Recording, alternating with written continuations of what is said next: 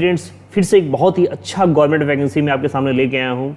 जैसा कि आप लोग देख पा रहे होंगे, आज जिस वैकेंसी की मैं बात कर रहा हूँ वह है हमारा जीडीएस पोस्ट, भारतीय डाक जन सेवा, यानी कि इंडिया पोस्ट, भारत का सेकेंड सबसे बड़ा नेटवर्क है ना, जिसके अंदर सबसे ज़्यादा एम्प्लॉई काम करते हैं।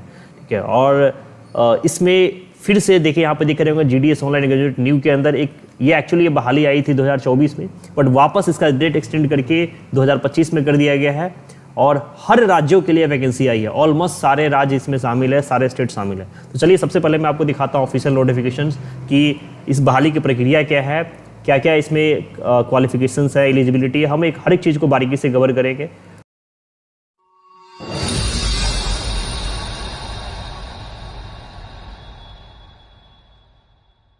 तो सीधे चलते हैं। देखिए यहाँ पे देख रहे होंगे कि जो हमारा government of India ministry of communication department of post का ये है नोटिफिकेशन नंबर, ये सबसे पहले 2024 में आया था। और ये जो पोस्ट है वो क्या है, Gramin Dak Sevak GDS online engagement schedule, जुलाई में आया था लेकिन वापस इसको रीओपनिंग किया गया है इस महीने में, है ना, यानी कि जनवरी के महीने में। एप्लीकेशन स्किल क्या है, ये ग्रामीण Dak seven that is branch post master, BPM इसको बोलते हैं, या फर्स्ट में इसको असिस्टेंट ब्रांच पोस्ट मास्टर भी कहा जाता है, स्लैश डाक सेवक। इसके अंदर ये तीनों पोस्ट शामिल है और ये है इसका ऑफिशियल लिंक जो आपको मिल जाएगा हमारे डिस्क्रिप्शन में, जिस पोस्ट के थ्रू आपको अप्लाई करना है। इसका और कोई पोर्टल नहीं होता है, किसी भी फेक वेबसाइट से आपको या किसी भी माध्यम से मैनुअली इसको अप्लाई नहीं करना है। बहुत सारे लोग पैसा लेके इसमें खेल करते हैं, तो आपको इसका शिकार नहीं होना है, आपको सारा आपका प्रोसेस ऑनलाइन ही करना है। ठीक है, देखिए क्या है, रजिस्ट्रेशन ऑनलाइन एप्लीकेशन रेडी करना है। The candidates would need to register themselves before submitting any online application. Register candidates को खुद रजिस्टर करना है, उनके पास एक वैलिड मोबाइल नंबर होना चाहिए, एक एक्टिव ईमेल एड्रेस होना चाहिए और रजिस्ट्रेशन पर्पज़ के लिए। ठीक है, इसके बाद उनको एक ही बार रजिस्ट्रेशन करना है। इसके बाद वो पूरे भारत में किसी भी पोस्ट, ऐसा कुछ नहीं है कि जिस राज्य में हो और जिस ग्रामीण में हो वहीं पर आप अप्लाई कर सकते हैं, क्योंकि ये सेंट्रल गवर्नमेंट की बहाली होती है। अब पूरे इंडिया में अलाउ हो अप्लाई करने के लिए, तो समझ लें कि पूरे भारत के लिए, ठीक है, पूरे इंडिया के लिए।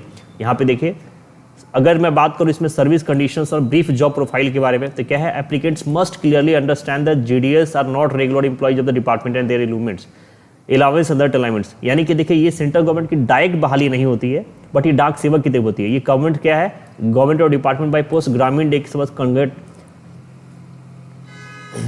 देखिए ये डायरेक्ट बहाली नहीं होती है, लेकिन ये सेंट्रल गवर्नमेंट का ही पोस्ट है जो टाइम पे वो रिवाइज करते हैं आर्टिकल 309 के अंदर। They are the holder civil post outside the civil service of this, यानी कि वो सिविल सर्विस के अंदर एक्ट के तहत ही आता है। ठीक है, और इसकी एज सीमा देखिए क्या है, रिटायरमेंट की 65 साल की, यानी कि एक तरह से ये पूरी तरह से परमानेंट जॉब है, ये कोई टेम्प्रोरी कॉन्ट्रैक्ट बेसिस का जॉब नहीं होता है। The candidate selected as BPM are required to arrange accommodation for running the post office, यानी कि देखिए ये जो बीपीएम्स होंगे उन्हीं को अरेंज करना है कि कैसे वो पोस्ट ऑफिस चलेगा उनके अपने कॉस्ट पे। वो जीडीएस रूल्स होते हैं, वो आपको पूरा पढ़ना पड़ेगा। देखिए सबसे पहले हम बात करते हैं, यानी कि सबसे बड़ी पोस्ट जो है इसमें ब्रांच पोस्टमैन, बीपीएम जिसको हम लोग बोलते हैं। उसके अंदर क्या क्या है, day to do postal operation sub branch post office, यानी कि जो एक पोस्ट ऑफिस के अंदर जितने भी काम होते हैं वो सारे काम को करना। साथ में आपको पता है कि अब ये इंडिया पोस्ट पेमेंट बैंक हो गया है, यानी कि आईपीपी बोलते हैं। अब जो पोस्ट ऑफिस है सिर्फ पोस्ट ऑफिस नहीं रहा, ये बैंक में कन्वर्ट हो चुका है, तो उसके भी सारे वर्क आपको करने पड़ेंगे। इसके अलावा मार्केटिंग एंड प्रमोशंस, प्रोडक्ट का जो भी हमारे भारत सरकार ने डाक विभाग में जितने भी प्रोडक्ट्स हैं उनको सेल करना, उनका हैंडलिंग करना, बीओएस बीपीएम, ये सारे उन्हीं की रिस्पॉन्सिबिलिटी होती है। ठीक है, इसके बाद अगर रेसिडेंस और एकोमोडेशन की बात करें तो applicant selected as GDS BPM will have to provide accommodation for branch post officer after selection before engagement. देखिए यहाँ पे आपको रेसिडेंस एकोमोडेशन भी मिलेगा। ठीक है, साथ में डिक्लेरेशन, यानी कि जिस गांव में आप बीओ खोलेंगे वहाँ के लिए जो भी एकोमोडेशन का खर्चा होगा, रेसिडेंस का खर्चा होगा, आपको सारा चीज़ दिया जाएगा। इसके बाद सेकंड पोस्ट देखिए क्या है, असिस्टेंट ब्रांच पोस्ट मास्टर की, एबीपीएम। इसमें क्या है, स्टाम्प्स को सेल करना, उनके स्टेशनरी आइटम, कन्वेंस और डिलीवरी ऑफ मेल, यानी कि मेल को पहुंचाने का जो काम होता है, रिसीव करने का काम, यानी उन सारी जिम्मेवारी किसकी होती है, एबीपीएम की, असिस्टेंट ब्रांच पोस्ट मास्टर की। वो सेलिंग से लेकर मार्केटिंग का सारा रोल प्ले करेंगे। ठीक है, शॉर्ट्स में मैं आपको बताऊं तो इसके अलावा एमओ, आईपीओ, एएसपीओ जितने भी चीज़ होते हैं सभी उनको संभालने पड़ेंगे, जो बैंक्स के भी रोल है हमारे। तीसरा होता है देखिए डाक सेवक। तीसरी वैकेंसी क्या है, डाक सेवक की। उनका क्या है, वो इंगेज करेंगे डिपार्टमेंटल ऑफिस लाइक सब post office, head post office और ऑफिसर रिलेबल। उनके जो बीच में ये सेवक्स होते हैं उन सब के बीच में एक कम्युनिकेशन करना, पहुंचाना, मेल को पहुंचाना, लाना, रिसीव करना, ये सारी ड्यूटी किसकी होती है, एक तरह से मेल सर्विस का काम करते हैं डाक सेवक। ठीक है, रिसिप्ट्स को करना, dispatch of male bags, transmit of bag, ये सारा काम उन्हीं को करना है। देखिए ये सारा चीज़ आप लोग जानते हैं, क्योंकि हर गांव में पोस्ट ऑफिस है, हर जगह पे एसओ और एचओ होते हैं। हाँ, सबसे जरूरी चीज़ जिसका इंतजार है आपको वो कि इमिलेंट्स और अलावेंस इसमें क्या है। तो यहाँ पे देखिए क्या है, the GDS are paid emoluments in the form time related to continue allowance which can annual increase up 3% का जैसे सेंट्रल गवर्नमेंट पे मिलता है, हर साल आपको इंक्रीमेंट मिलेगा। ठीक है, इसकी अगर कैटेगरी की बात करें तो देखो BPM का जो है उनका स्लैब क्या है 12,000 से 29,380 का, ये बेसिक का स्लैब है, समझ रहे हैं ना। तो ऑब्वियसली एक अच्छा पे स्केल हो जाता है। BPM डार्क सेल्स का 10,000 से 24,870 का पे स्केल है, यानी कि वो काफ़ी अच्छी सैलरी है यहाँ पे। एज लिमिट की बात करें तो देखिए मिनिमम एज 18 और मैक्सिमम एज 40 है, यानी कि इसके अलावा रिलैक्सेशन का जो सेंट्रल गवर्नमेंट का रूल होता है वो तो आपका कवर होगा ही। तो एज भी काफ़ी बड़ा है, 18 से लेकर 40 साल तक के लिए अप्लाई आप कर सकते हैं। रिलैक्सेशन देखिए यहाँ पे क्या है, 5 साल का SC ST को, OBC को 3 साल का, डिजेबिलिटी को 10 साल का, PUD 13 साल का, अगर आप SC ST में डिजेबिलिटी है तो 15 साल का। तो काफ़ी लंबा रिलैक्सेशन है as per central government rule. Next अगर आप बात करें क्वालिफिकेशंस की तो एजुकेशनल क्वालिफिकेशन क्या होना चाहिए, for engagement of GDS secondary school examination पास, मात्र 10th स्टैंडर्ड अगर आप पास हैं मैथ्स और इंग्लिश के साथ, जो सभी लोग करते हैं, तो आप इसके लिए अप्लाई कर सकते हैं। इसके अलावा the applicant should have study the local language, जो सभी पढ़ते हैं स्टेट बोर्ड के मैक्सिमम कैंडिडेट होते हैं। तो मात्र समझिए 10th पे ये बहाली है। दूसरा क्या है, GDS स्टेट में अरुणाचल प्रदेश ने ट्राइबल लैंग्वेज के अंदर दिया था, जो उनका 3rd लैंग्वेज है वो हमको आना चाहिए। ये सिर्फ अरुणाचल प्रदेश या कुछ स्पेशल के लिए।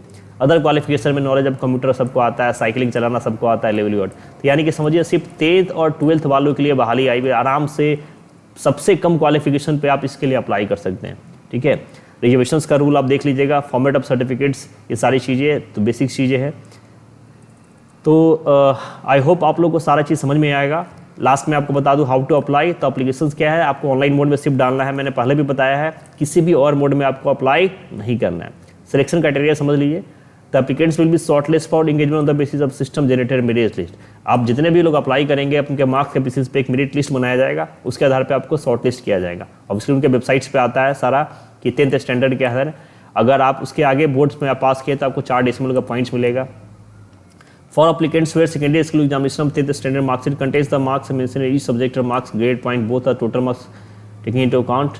In case any applicants applied with grade point institute marks, देखिए यहाँ पे अगर आपके मार्क्स उसके बेसिस पे नहीं होंगे तो हम ये समझ लेते हैं कि इसको ऑनलाइन अप्लाई करना कैसे है। देखिए ये हमारा पोर्टल है इंडिया पोस्ट GDS.online.gov.in। यहाँ पे देख रहे होंगे आप सारे स्टेट्स दिखाए गए हैं। आप किसी भी स्टेट्स पे जाके, जैसे सपोज करो मैं बिहार के ऊपर क्लिक कर रहा हूँ तो देखिए यहाँ पे इस टाइप का एक ऑप्शन खुलेगा, है ना। अब बिहार सर्कल में जितने भी सर्कल्स है सबका यहाँ पे नाम दिया गया है। आप किस सर्कल से आते हो आप उसको चेक कर लोगे। यहाँ पे हमारे पास ऑप्शन है स्कॉलर सेलेक्ट डिवीजन, जैसे आप जो भी डिवीजन सपोज करेंगे, सपोज करें मैंने मुजफ्फरपुर डिवीजन सेलेक्ट किया, देखिए यहाँ पे व्यू पोस्ट पर आपको क्लिक करना है। व्यू पोस्ट खोलते हुए ही आपके पास सारा पिन कोड के साथ यहाँ पे आ जाएगा। देखिए मुजफ्फरपुर डिवीजन में ऑफिस नेम क्या है, GDS क्या है, पोस्ट है हिंदी, जितने कितने सारी वैकेंसीज है। तो समझिए कि ये 84 वैकेंसी तो सिर्फ एक पोस्ट पे है आपका, एक सर्कल के अंदर, है ना। तो आप समझ सकते हैं कि सिर्फ मैंने मुजफ्फरपुर सेलेक्ट किया है, समझिए नालंदा। तो पूरे इंडिया में इसमें हज़ारों में बहाली है, एक लंबी चौड़ी अपॉर्चुनिटी यहाँ पे है आपके पास। तो इस मौके को चूकिएगा नहीं, अच्छे से अप्लाई करिए। Good luck for this vacancies and फिर से मिलता है, good luck for this vacancy, और फिर से मिलता हूँ इस टाइप के एक नए जॉब अपडेट के साथ। तब तक के लिए जय हिंद।